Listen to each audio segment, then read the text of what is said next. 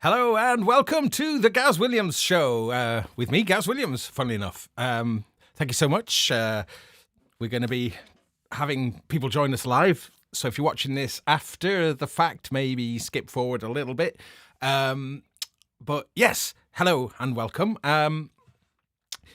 You may have seen, some of you may have seen that I posted a jam last night or this morning, 5 a.m. And that was because I was getting some stuff ready for tonight and I was having such good fun. I thought, I got to play. I got to go live. So, but that's a little preview of the sort of thing that we're going to be looking at. Daniel Perry in the chat room was saying that the Reface CP is great. I just wish that you could MIDI sync the effects. Thank you for saying that, because that was a question that I was pondering about, because I've got it MIDI'd up at the moment. So I'm going to show you what I've got. I'm stalling for time a little bit just because I know people will be tuning in and to join us live. If you are watching this on Twitter or Twitch, hello. Sorry, I don't really get to engage particularly with those audiences. YouTube is the best place to directly communicate during the show. However, please feel free to comment however you wish, though, on Twitter or Twitch. Hopefully in the future I will be doing some Twitch live performances. I think Twitch may be the platform to explore for that kind of thing. So we shall see. Although YouTube is not bad. The way I was talking on Sonic State on the podcast today, Sonic Talk, with Yoad and Mark Tinley, and Nick, of course. But yes, what was I talking about? About doing more spontaneous performances, just going live as and when. So if you're interested in that, maybe that's reason to click that stinking bell. But yes, please consider subscribing, though, because I've got over 15,000 subscribers now. And little things like that, they are pleasing somewhat. Hello, gang. Okay, we're getting a good gang here now in the live room. So yes, stream live every Wednesday at 8 p.m. GMT, British time. I'm based here in Bristol, although I'm a Welshman from just over the border there. Yes, I think we've got an audience now. I think I will, rather than just repeating the same old thing, we'll start looking at what we've got in front of us for tonight's show. And I have to tell you, it's an action-packed banger of a show tonight. There's a lot of stuff that we can do with what is in front of me. Now, you might have seen the title of today's show is the Reface CP. It's about 6 years old, between 5 and 6 years old that it's been around now. Is it still kind of good? Is it still worth it? Well, I like to think it is, because I just bought this a few days ago. It was something that I'd always quite fancied. I mean, I'd love a real Rhodes or a Wurly, but, they're expensive, they take up a lot of space and a lot of maintenance, especially Wurlies. They're delicate. Wurlies are delicate. They are. They're beautiful. The Wurlitzer EP200 I'm talking about, or I think it's got some other names. 200A, maybe. And that's one of the sounds in here. So there's basically 6 sounds. I'm sure everyone knows what this is by now, but I'll just do a little recap. You've got essentially 6 different iconic electronic pianos, and there's a toy piano, but we've got a Rhodes Mark 1, a Rhodes Mark 2, which are really different from each other, a Wurlitzer, a clavinet, a toy piano, and a CP70.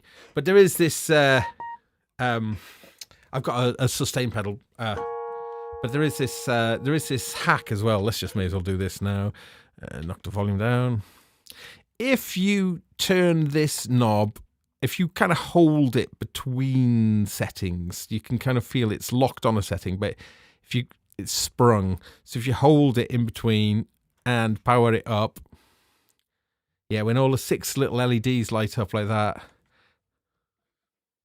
then...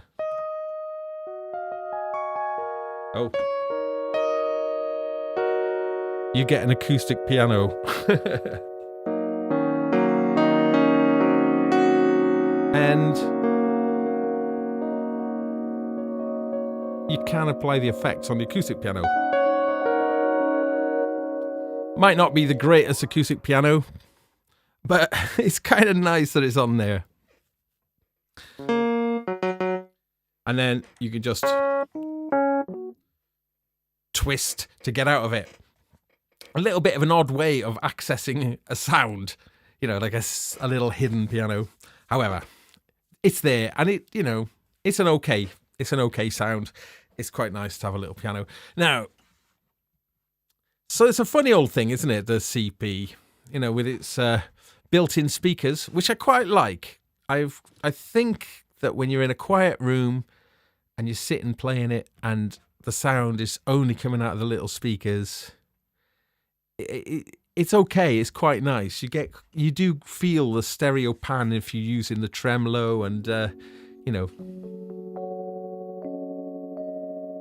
getting that nice stereo pan there.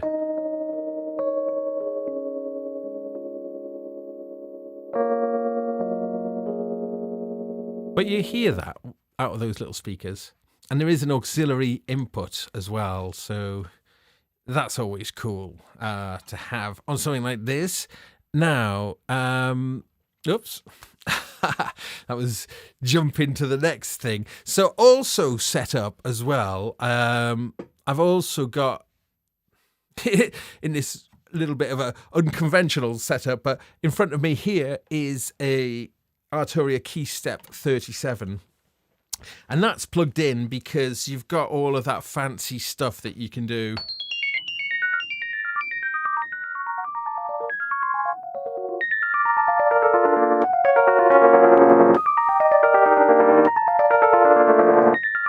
And we've also got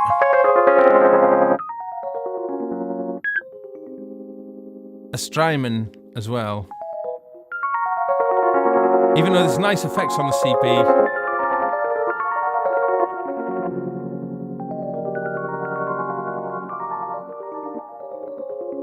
they're not quite as nice as the Volante. Well, actually, to be honest, that's there mostly because I'm going to use it as a looper.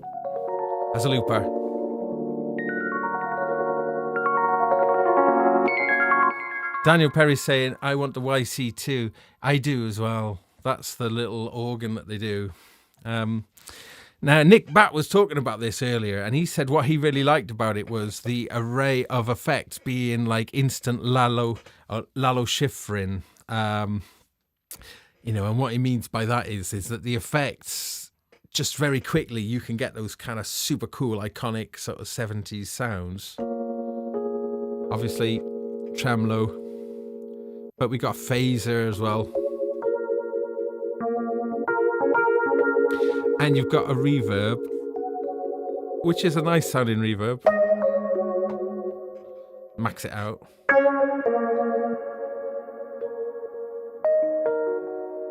This is a Rhodes Mark 1. Rhodes Mark 2, of course, has got that much more bell-like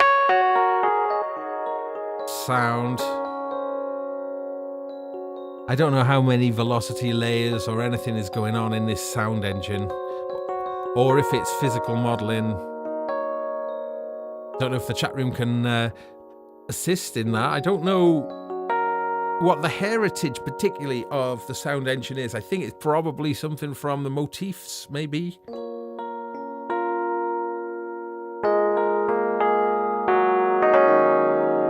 I mean, I've got better sample libraries in terms of you can hear that much more of the kind of physical sound. Like when you come off a Rhodes key, there's like a kind of bit of a thud as the key returns back up, and it's a very distinctive part of the experience. And of course, this is a mini keyboard, and that in itself is a hugely controversial point. I mean, it's okay. It's all right. I mean, at least there's 32 keys.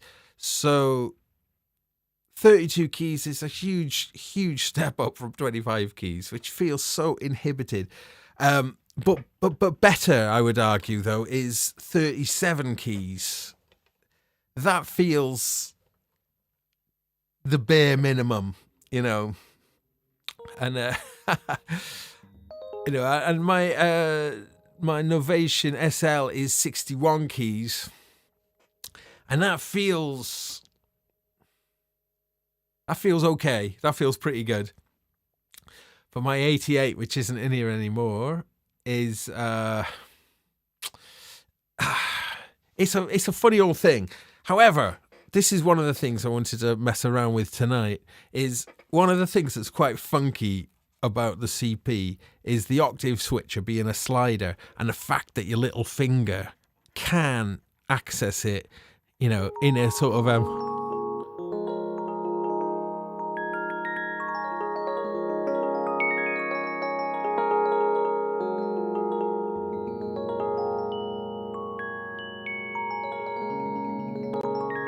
for when you want to do little twinkly things, which I like doing.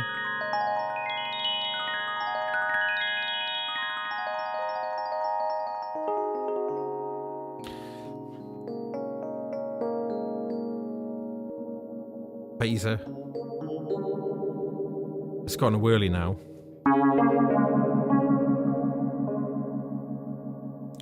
I've got a few subtle kind of complaints about the CP. I think overall it is a really nice thing.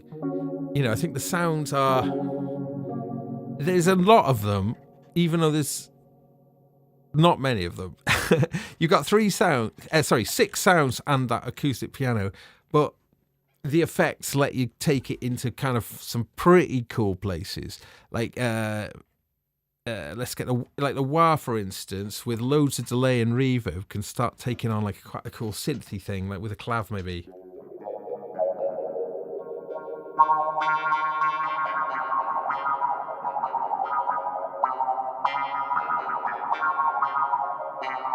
And his drive as well.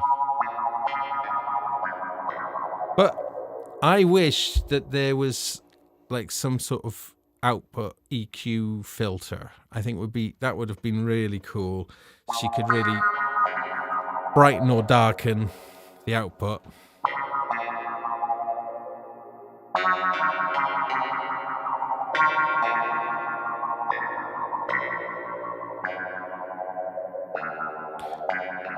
And I don't know if, like, with things like the reverb, if it's just the same reverb or if there's any macro stuff going on in it as I'm increasing it. Oops. Let's get my hand out of the way.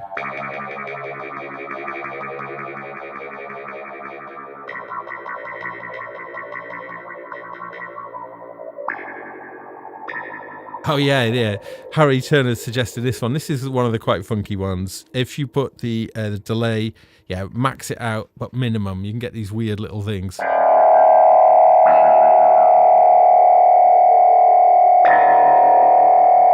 Change the time.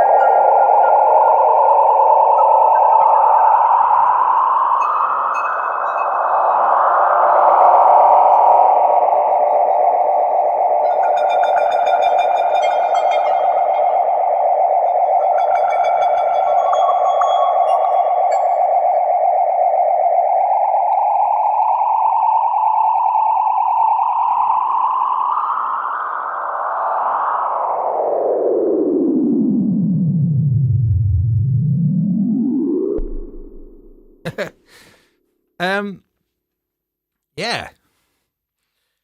But I mean, it's one of these things,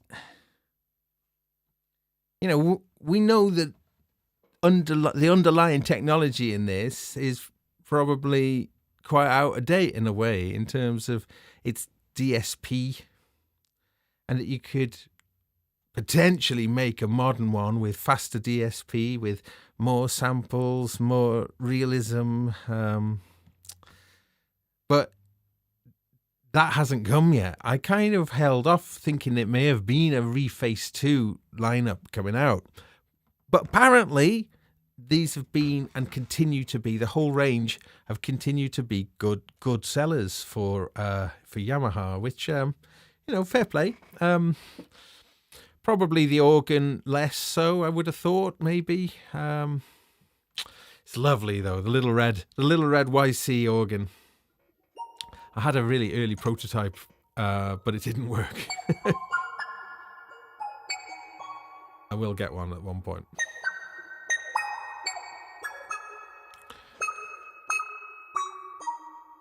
You know, but like the reverb is just one reverb. You can't choose different reverb types or anything. It's just a single reverb.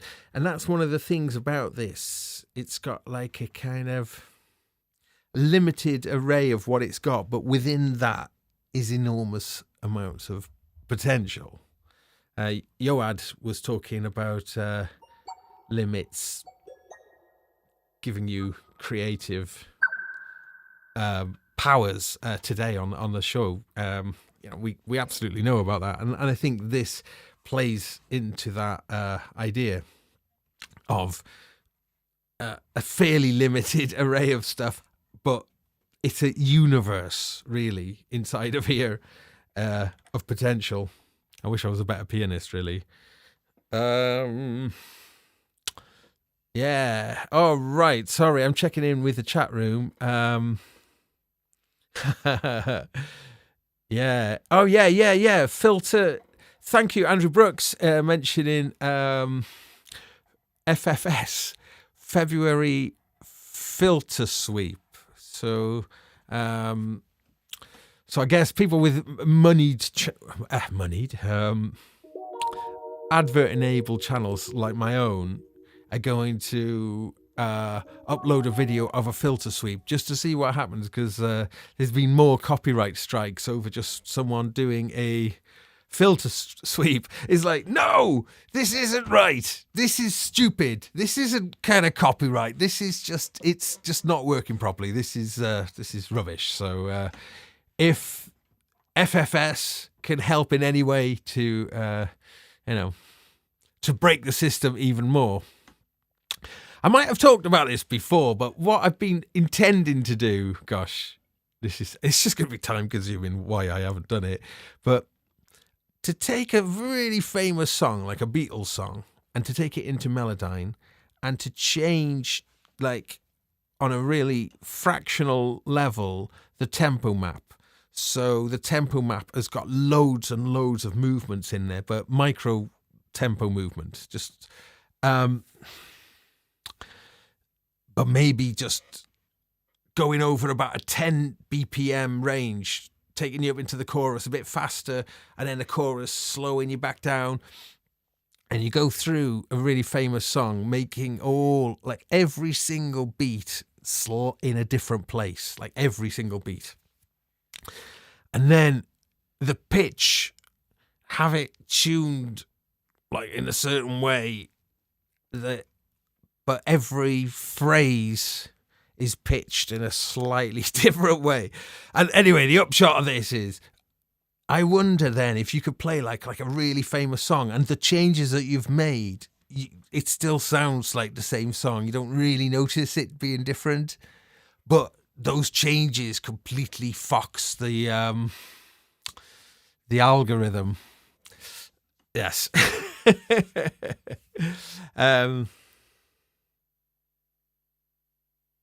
So Inky's saying, no, everyone gets a copyright strike. So more strikes wins. Okay. So it's aim, right. Do we want copyright strikes? I might have to look into that a little bit more. Anyway, yeah, I was thinking about which filter sweeps to do, but there's a lot of filter sweepable things in here. That thing, for one, given the Night Rider in the background.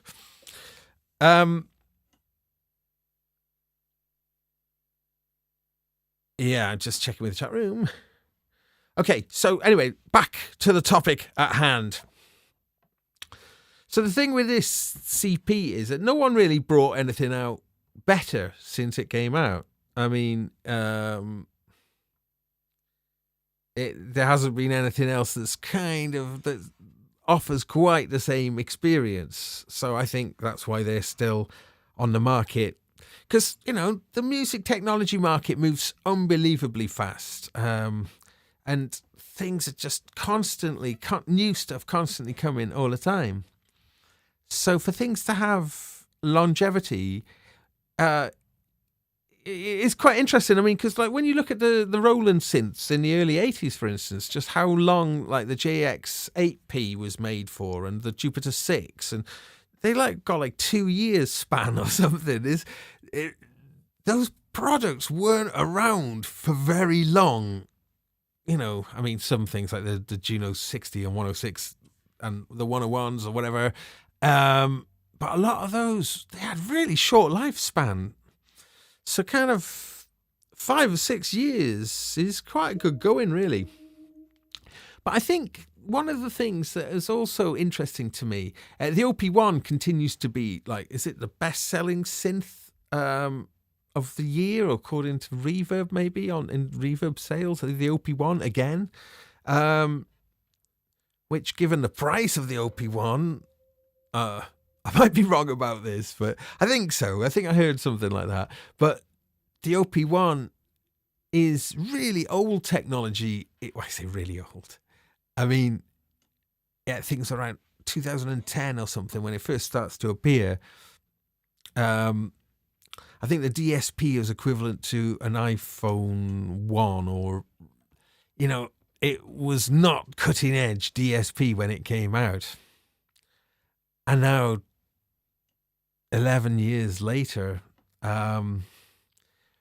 people still gravitate to the OP1. It's like, wow, this is the most futuristic musical instrument I've ever used and ever played with. It's still captivates people in ways that I've never seen any other piece of musical technology do. I'd imagine a lot of people who've got these CPs will be, this would be perfect for people who don't like, utter technophobes, who just want a nice little electronic piano kind of vibe. But for those of us like us who like gear and whatnot, the sort of relative lack of things on this is a sort of bit of a mixed blessing.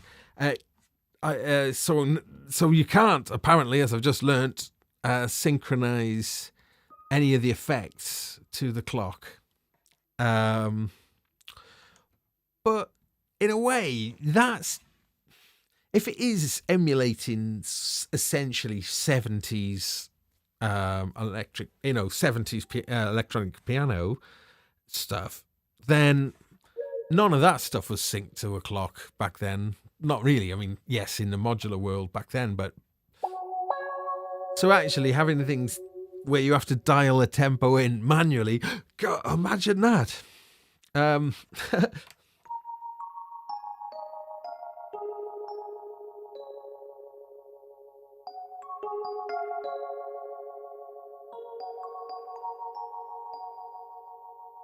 Engage the Strymon, because it does sound good, the Strymon.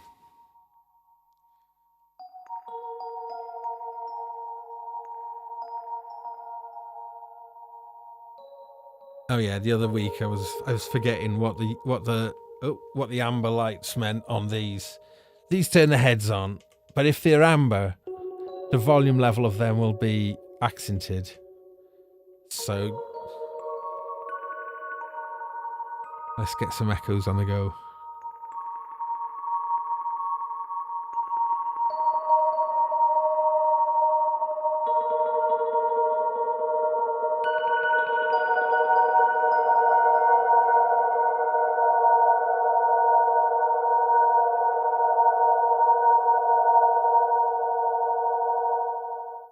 Yeah. It's just, yeah, it's a pleasing unit, the Volante. It's sort of one of those digital devices that I think the parameters, it never does anything particularly nasty, like digital kind of glitchy stuff. It's really smooth to operate, so that's kind of pleasing. Paul Talbot, as a guitarist, you're not put off by the small keys. Yeah, that's interesting. Maybe me too. I mean, it's, yeah. But this one, the keys are just that bit bigger. And I think it's, well, there's 37 keys on these, but they are also, fractionally bigger. And they feel much nicer, actually. I think these keys... Oh. I've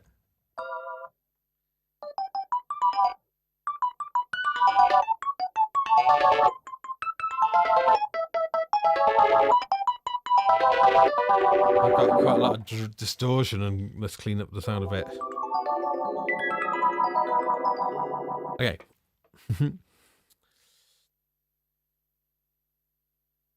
Yeah, Samuel Verberg saying if you boot up the CP with a sound select between two values, you get an acoustic sound. Yes, we did that. We've done that already, but yes, nice one. That's absolutely right. You know, the little hidden piano sound in here.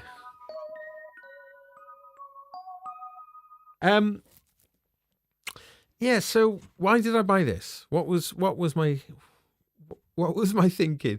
Well, funnily enough, a friend of mine, his son is getting into music and production, and he wanted to buy a synth for around 500, and he was thinking about the mini log, but did I have any ideas? And then he told me that he's really into like Weather Report and those kind of sounds, and I was thinking, yeah, you can get some of that with the mini log, but you probably get a lot more of it from the CP.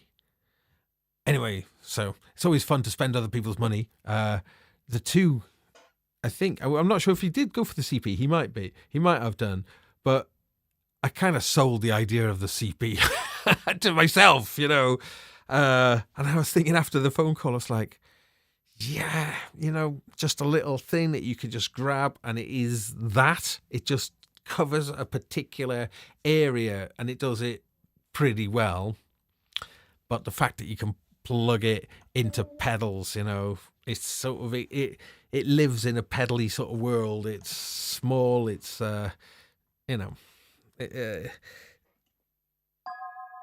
yeah. Anyway, let's see. What was I thinking?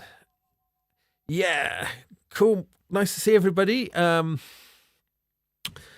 you're joining in later, if you've just joined us, rather. Yeah, it was I've just got this. I bought it at the weekend, and I'm just kind of figuring out why did I do that. And I do think that when you do look around, there isn't anything quite like it, because let's face it, it's pretty small.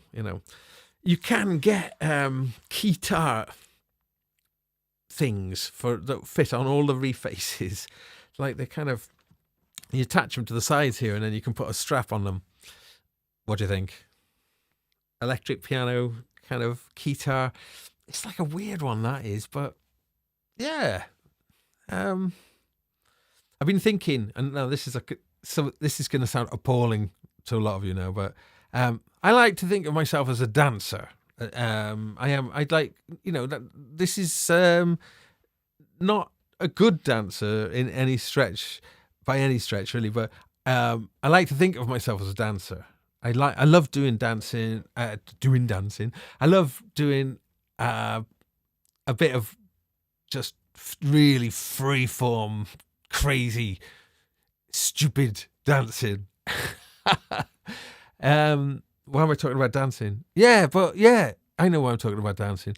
Because every time I play, if I'm playing like my bass on stage, I dance the whole gig. I dance the whole gig, and and if that embarrasses people, then good. I'm glad, but I can't help it. I cannot help it. It is just something that I have to do. It just happens. And like, you know, if you watch videos back and it's just like, oh God, really? You know, but that's, I can't help it. That's what I'm saying, is when I'm on stage, I can't help it. I think you're meant to show off when you're on stage. I think that's what being on stage is all about, really. And, yeah, anyway. Wagyu says spasmodic nightmare dancing. Yes. I am thinking I should do some more. There are some videos not getting out, but I should do some more dancing performance videos, I think. And if that makes you squirm and feel uncomfortable, then I'm sort of pleased. I am sort of pleased, because it definitely makes me feel that way. The thought of it. However, yeah. So yes. So having a guitar to play whilst dancing, I can see some value in that, you know. Right.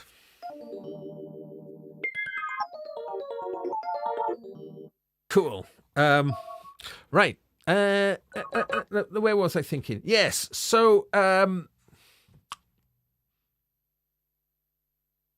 yeah, one of the things about this is that Midi has to be on this kind of, you know, doomed to be lost, really unique splitter. And when you look at sort of the depth of this, the Midi, it must have only been, you know, I can't get my hand, millimeters, maybe too big to accommodate regular. I reckon you could have got them in there. I've seen them on, but it must have been some little decision that they just went, let's package it with this completely non-standard thing. Now, and here is one of the big baddie things about this, is the Midi on USB needs a stinking driver. So it's not like a class compliant Midi. It's not, you don't get audio over that, but just to use it for with USB, you need to have a driver installed. I'm fairly sure that's the case. If I am wrong about that, please let me know, because I don't want to be given, you know, fake news.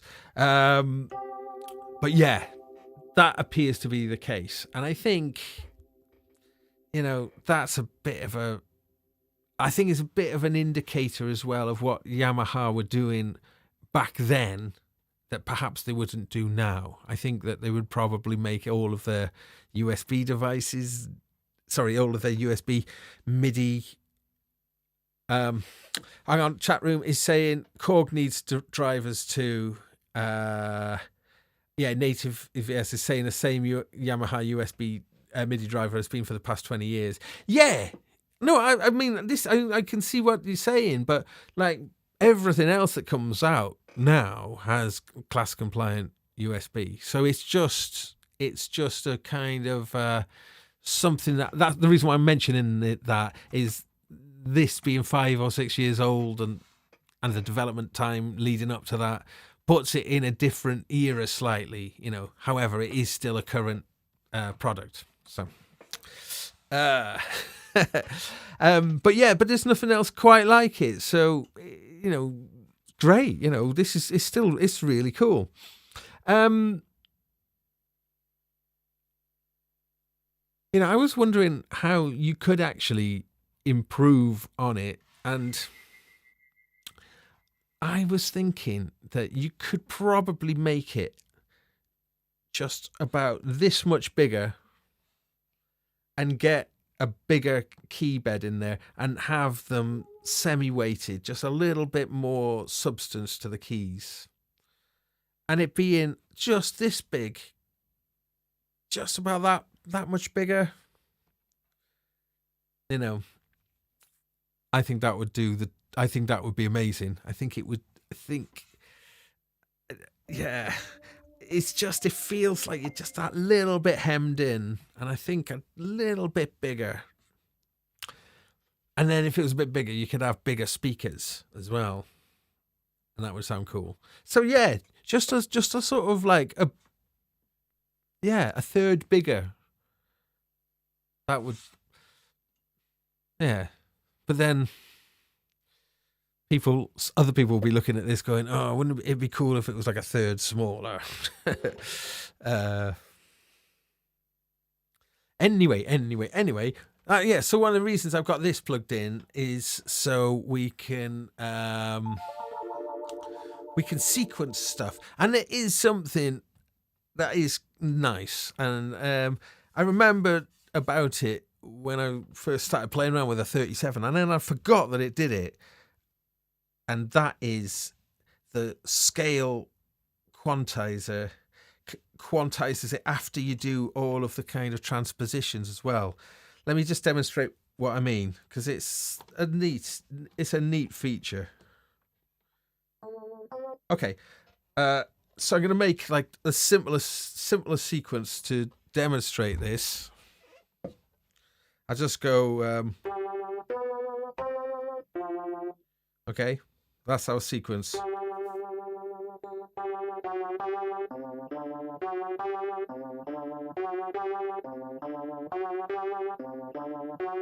Now, hang on. I'm just going to get my brain in order. Let me just check. Okay. Oh, yeah, you can see these lit up here. If you choose a key and then if you hold it, you can see these blue buttons light up 1 to 12. And then that allows you to choose the route. That's quite nice. That is actually quite nice. So you do like a swifty sort of, I've just got to shift to kind of get it. And then, so I can change key and like a major. Oh no. I think you still, you'd need to.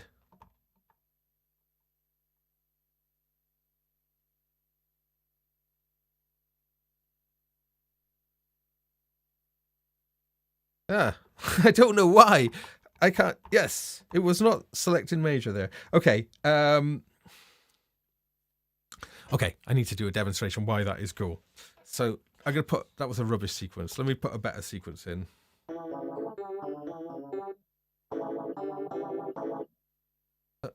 Sorry, turn chord off.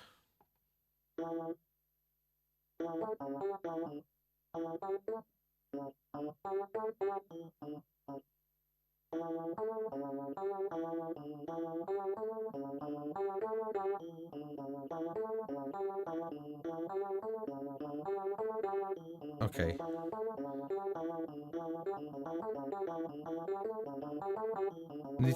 I'll find my way into some mojo in a moment. I'm just going to get my head around what's happening here.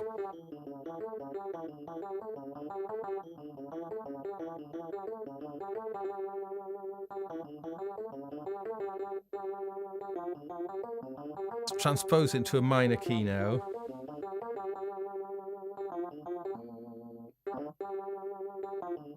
Oh, come out of record. Sorry. Come. Right.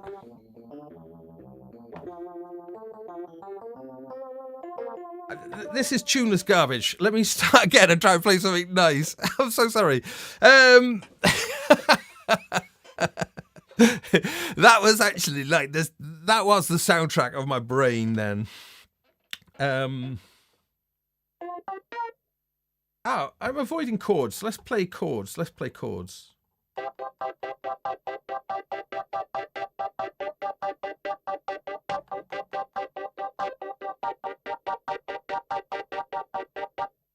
That'll do.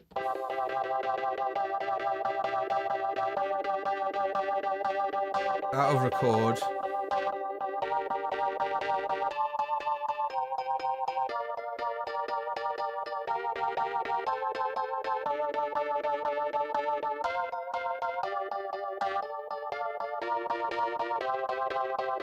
So this is what I wanted to show. So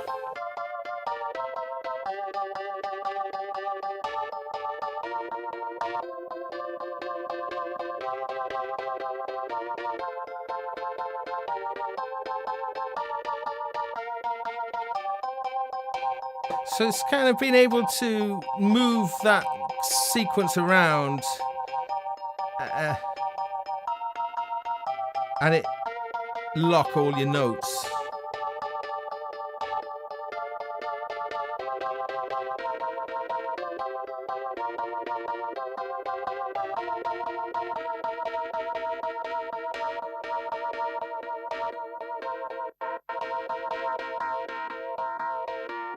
Get the sound a bit more psychedelic.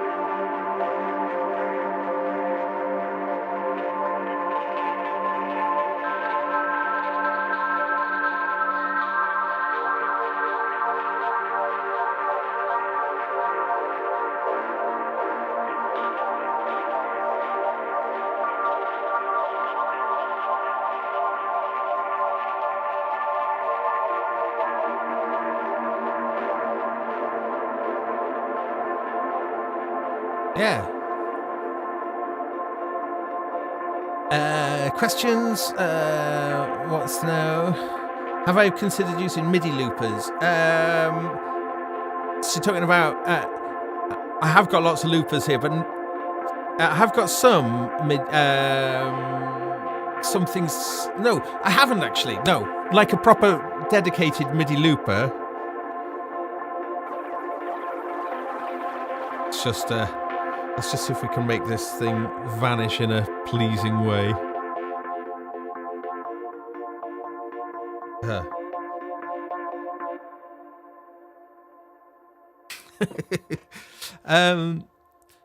Yeah, MIDI loopers. Yeah, we did cover a few actually on Sonic at Super Booth. And Bastel have got one, haven't they?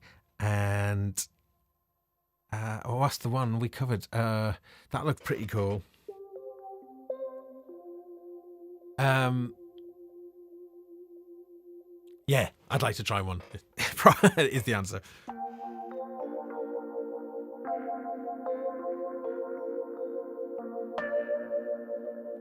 Okay.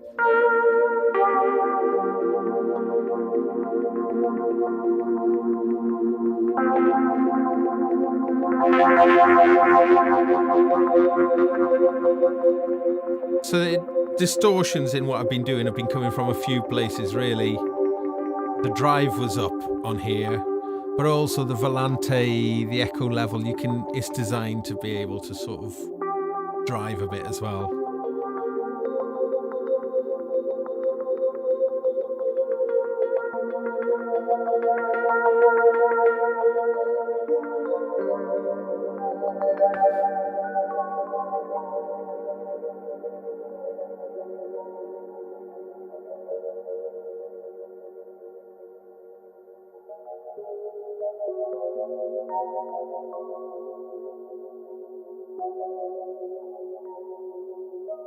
So 128 voice polyphony this thing has got, which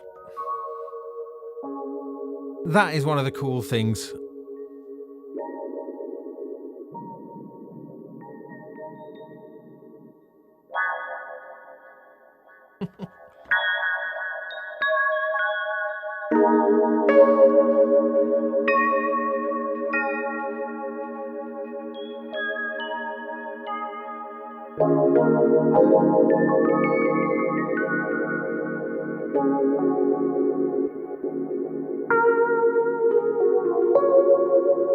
Bit of chorus now. Ooh, feel that.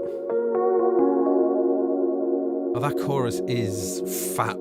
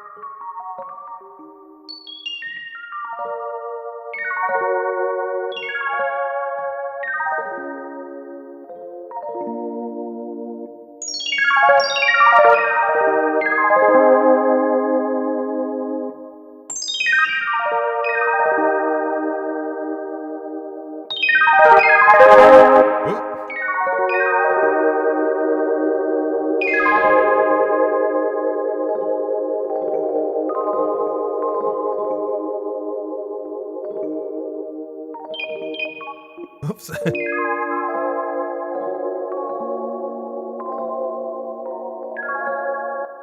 Rhodes Mark II.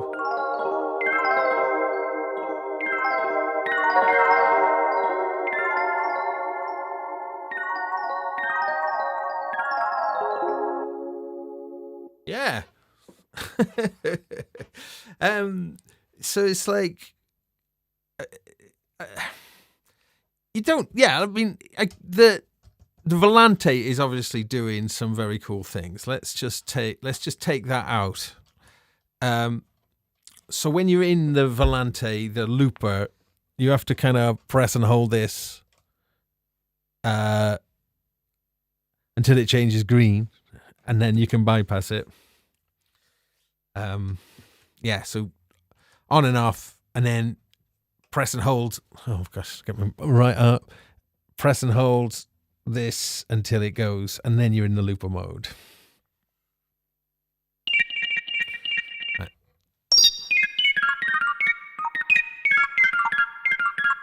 Okay, let's just go dry.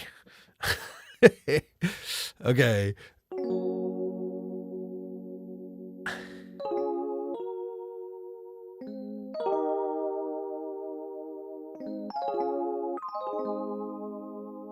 So these notes, actually, let's go here for a moment. I just reminded myself what you can do with this strum here. So you choose what chords you want to use. So you can choose octaves, fifths. Whoa.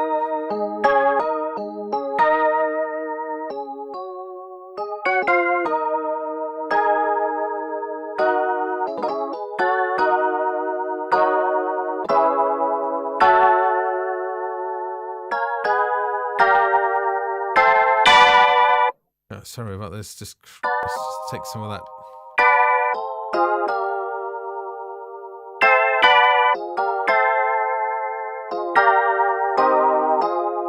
Yeah. So that chord cluster.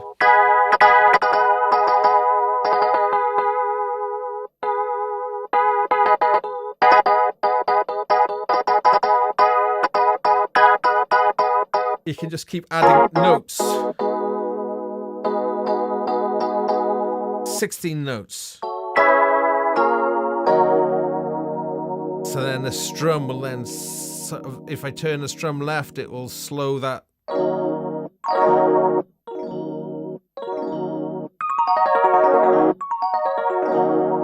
that's right, up to 64. And then it goes into musical values.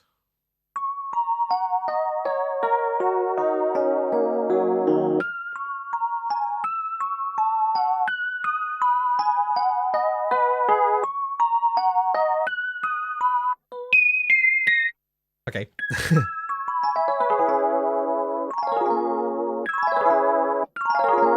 And then obviously up or down.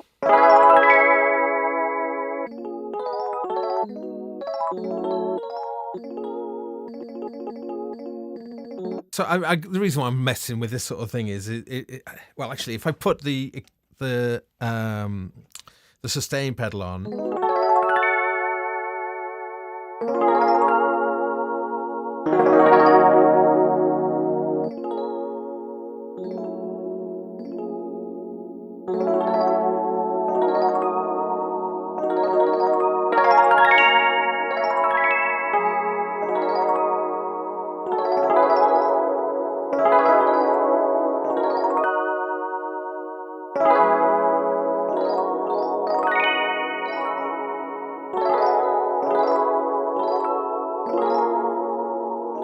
It's quite harp-like, really, isn't it?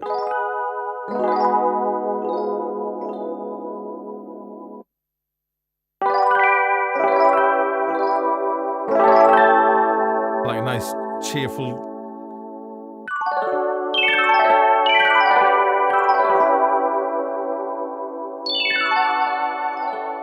Let's put it on a toy piano for this.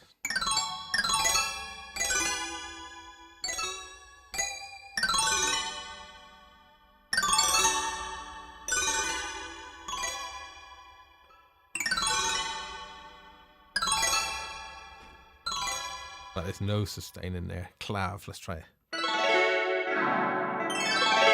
Nah, Rhodes is better, wasn't it?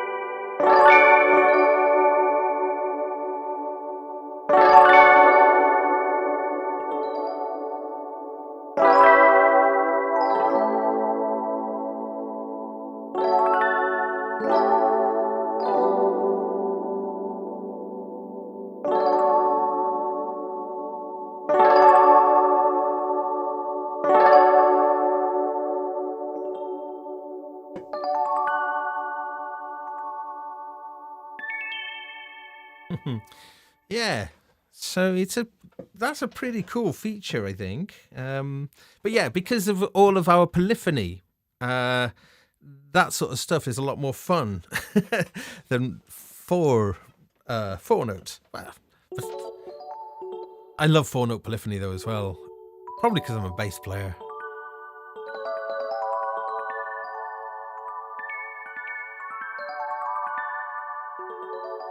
It still sounds like an omnichord, it does.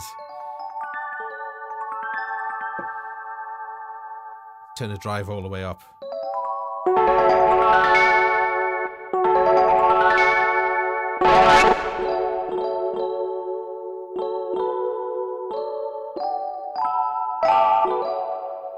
Oh, okay, enough of that. So I'm going to make another little sequence, I think. So I'm going to turn those off.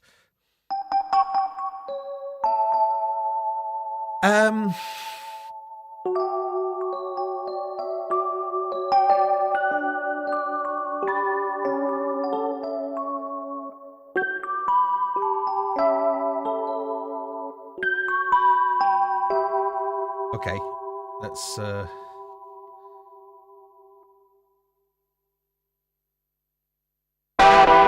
whoops, new sequence.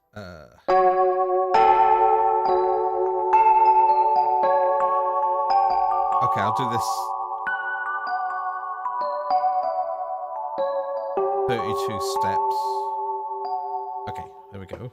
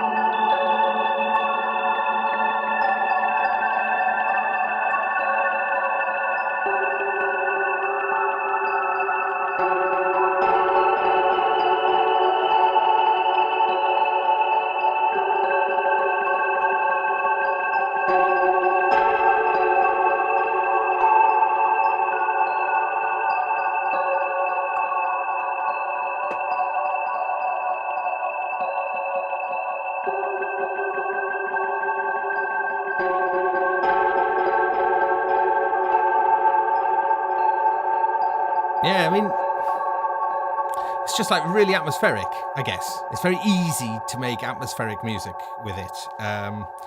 It's, yeah, I think that's a major plus.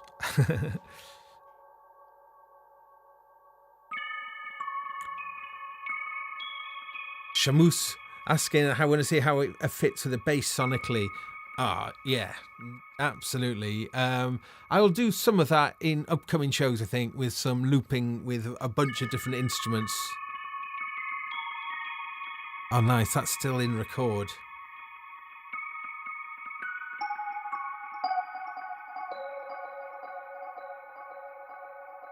But it degrades really quickly, I think, the way it's set.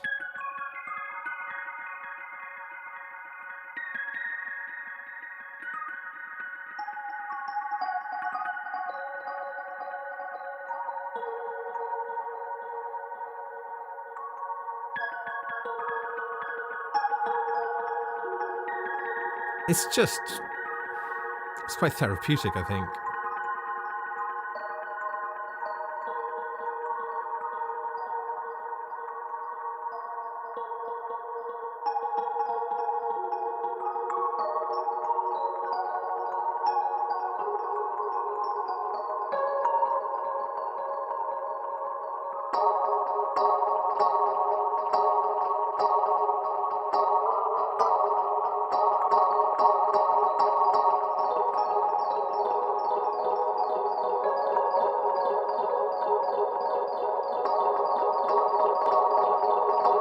Okay, self-indulgence must stop.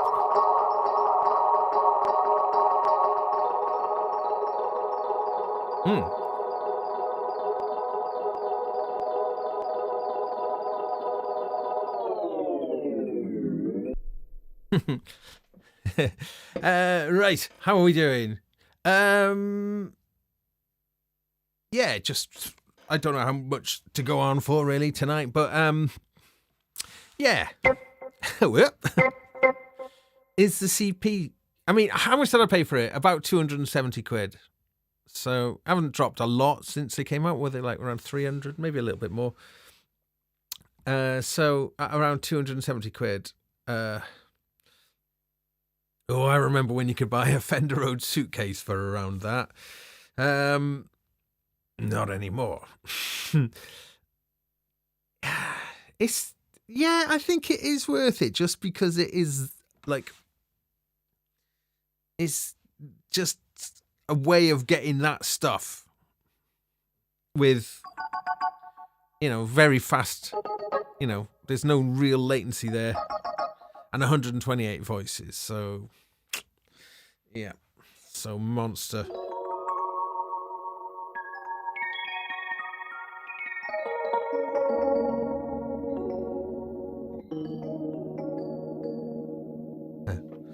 Take that out. Yeah, that chorus is cool though, isn't it? I have to go to the CP and the chorus. Let's try that. Oh, I don't like that as much. Let's go Rhodes.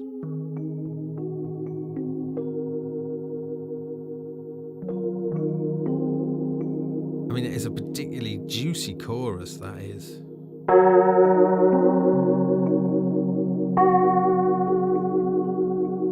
So, let's take the delay off a minute. So we're just listening to that chorus without. It's a huge chorus. I think I've just found my new favourite effect in here. I've been phasering all the time. With it being chorus or phaser, tremolo or wah, digital delay or analog delay.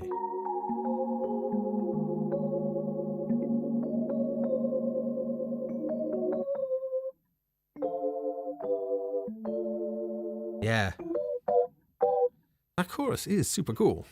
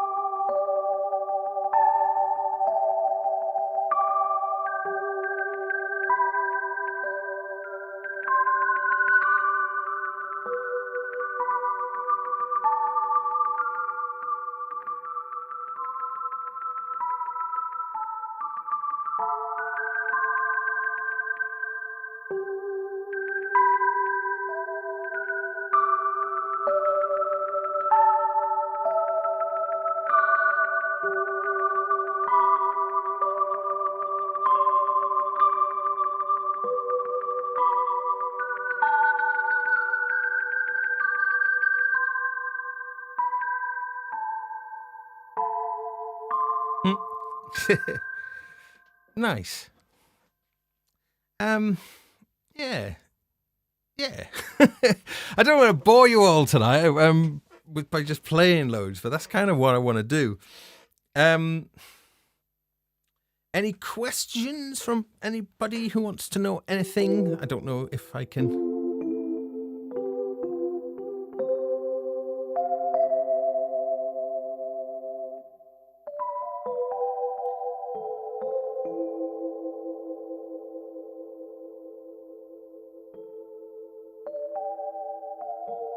Oh, yeah, Shamoose, the only fusion band I know is Return to Forever.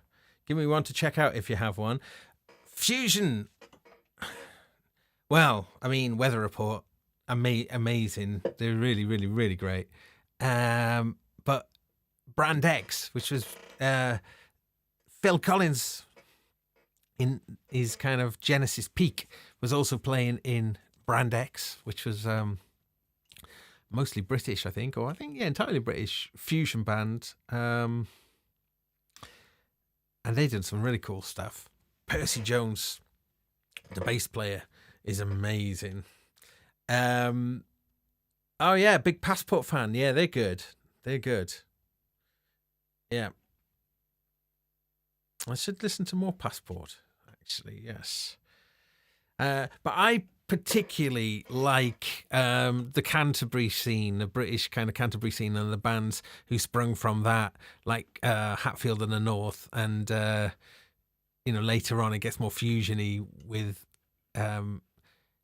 National Health, a band called National Health, Gilgamesh, and Bruford. Actually, I really like that Bruford stuff.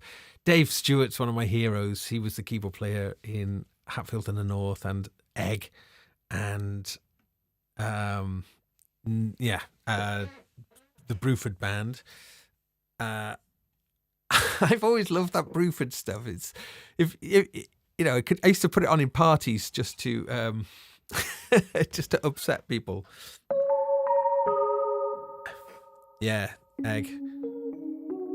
But the keyboard player, Dave Stewart, he became known in Britain because he had a big hit record with Barbara Gaskin, a cover version of It's My Party, but done in a kind of quite a weirdy way, really, listening back to it. But it was #1 hit. Actually, 70s proggers were having big hits in the 80s. Camel. Small Town says Camel.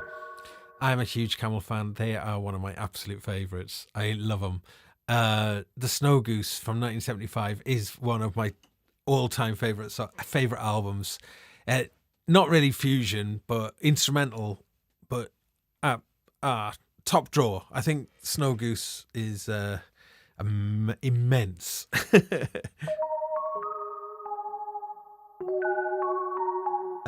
Right, okay. I don't know. Was any questions? I might. Oh no, Roger Philez is asking if the secret piano trick is a myth. It's not. Look, we'll do it again. Why not? So we powered it down, and then you got to twist this selector so it's like in between and hold it so it's not on any of the choices, and then the LEDs all light up, and then you can let go. Oh, hang on. I think I did that wrong. Let me do that again. It is a bit funny because you have to hold it in that place.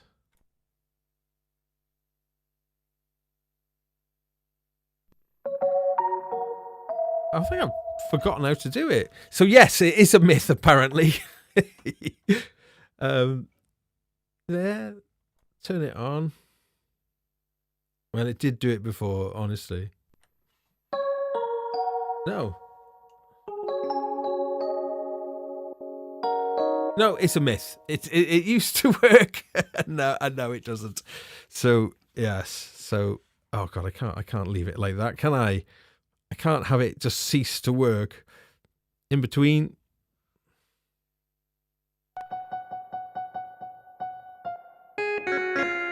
It was there. You heard it there for a few notes. I think I might not be putting it I might be being a bit too... it shouldn't be this hard. Come on, Williams.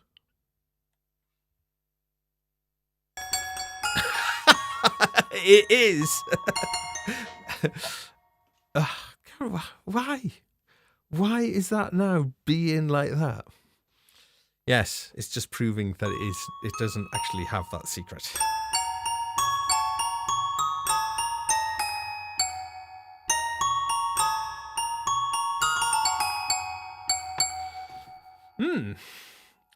Okay, I think I'm gonna call it a night. I think because I'll jam out. I'll jam out if that's okay with you guys, because I think that's what I want to do. I just want to do some playing, really. So if there was any more questions before I go and go into a trance, and then you're welcome to stick around. We'll see where we go. But yeah, nice. Thank you so much, everyone, for joining me. Nice big audience. It's really lovely to see.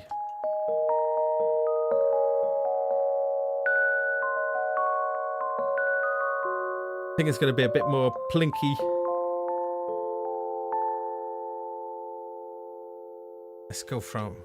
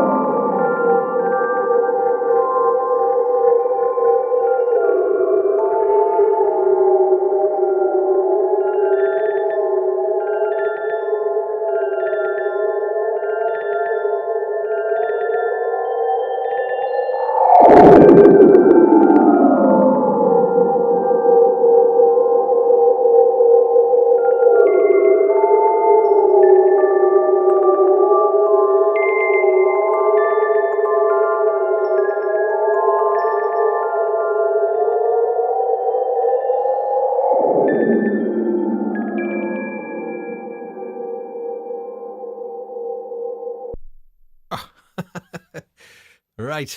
Okay. Thank you everybody for joining me. I'm going to go, and I hope you've had a good time. And if you're tuning in and now and want to know what's my verdict of the CP after 5 or so years, I'd say it's a modern classic. It's a brilliant, fun, very focused,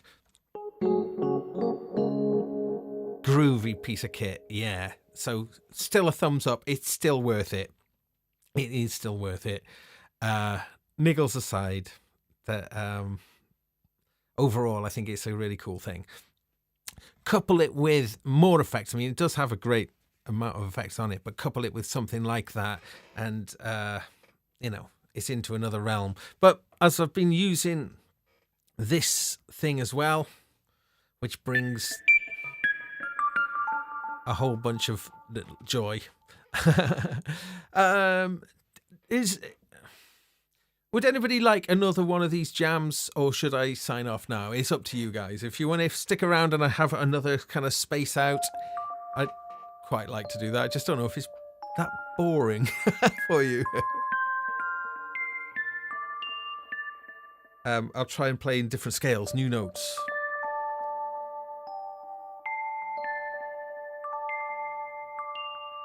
What's my favorite 303 clone?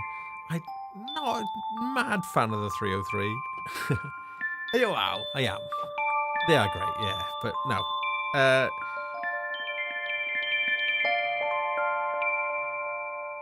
Okay, jam. All right. I like getting encouragement there. I might just have a little beer break. This beer has been open for the whole time. Beer courtesy of Spain today, San Miguel. Yep. So hope everybody is well. You know, it is a tricky time, isn't it? Things dragging on, and you know, but escapism into music is such a good thing. I mean, for me, it's the thing that continues to enthrall, you know, and to keep me excited all these years later. And I mean, in a way, this little setup tonight is it's a faux 70s setup. It's sort of the tonality is like a 70s, but you never had this kit back in the 70s, and certainly not the sequency aspect of it. Right. Okay, I'll just have a little bit more, and then I'll do a play out. Thank you for sticking around. Actually, that does actually make me quite happy, because like when I posted this like little live jam that I did at 5 a.m, I was just in the zone, you know, and that is a crucial thing with gear. That gear that invites you and keeps you in the zone.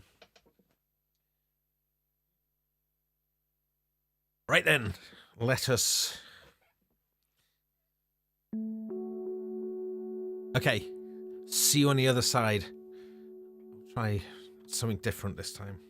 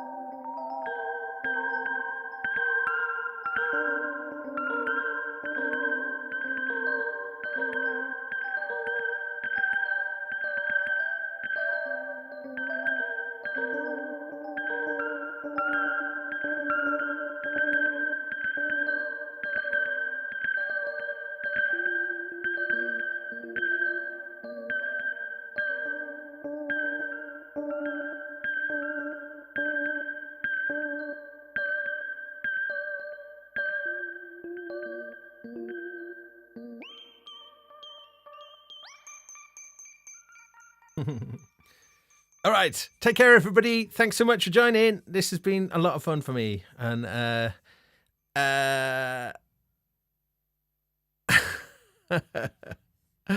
okay. So thanks again for all of the contributions to the chat there. It really is makes me very happy. I'll be back next Wednesday. I'm not sure when I'm going to be coming back with my Monday Eurorack show, but it will be soon. It will be soon. I've just got to get things going again. Of course. Yep. Okay. Take care, everyone, and I'll see you soon.